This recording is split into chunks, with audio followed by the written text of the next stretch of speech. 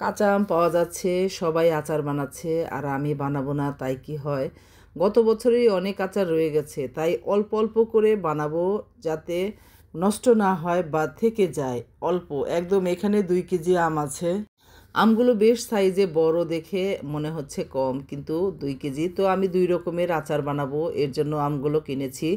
আর সাহেব তো কিনে দিতেই চায়নি, কারণ ডাক্তার আমাকে যে কোনো ধরনের টক খেতে নিষেধ করেছে, তাই কিনে দিবে না। তা আমি তো বললাম না, একটু আচার বানাবো, আমি খাবো না। তারপরে সে কিনে দিয়েছে, এর জন্য এই বছর কিন্তু আম ভর্তা খাওয়া হয়নি এখনও। তো একটু সুস্থ হলেই খাবো আম ভর্তা, ইচ্ছা আছে। আর এই যে আমগুলো আমি কি করেছি, 2 রকম করে কেটে রোদে শুকিয়ে দিলাম। ওই যে ওটার চামড়াটা ফেলে নিই, হলুদ মরিচ মেখে একদম একদিনের জন্য একটু শুকাবো। আর বাকি এই আমগুলো আমি পাতলা পাতলা স্লাইস করে কেটেছি এবং চিনি এবং সিরকার সাথে মিশিয়ে রেখেছি। তো কয়েক ঘন্টাই রাখা হয়েছে, মানে শুকানো পর্যন্ত। দুটো আচারই একসাথে বানাবো। আর এই যে এখন সন্ধ্যা হয়েছে, ওই আমগুলো নামিয়ে এনেছি। আর এইগুলো এখন আমি তেলে দিয়ে দিয়েছি, তেল দেইনি, সরি, তেল না, এমনিই বসিয়ে দিয়েছি। আর এখানে একটু হলুদের গুঁড়া, একটু মরিচের গুঁড়া দিলাম কালার আনার জন্য, আর একটু চিলি ফ্লেক্স দিয়ে দিয়েছি উপরে। মানে সেই ভিডিও ক্লিপটা নেওয়া হয়নি। আর এই যে অনেকক্ষণ জাল দেওয়ার পরে এইরকম একটা কালার এসেছে, আর এটাকে আমি এভাবেই রাখবো।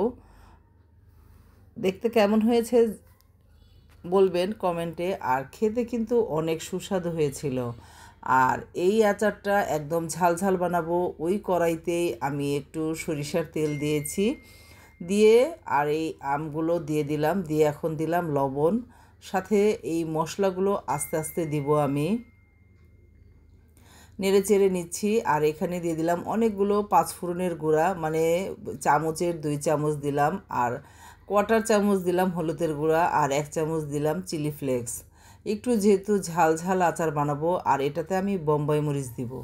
আর অল্প সামান্য সামান্য বলতে 4 চামচের হয়তো 3 চামচ হবে চিনি।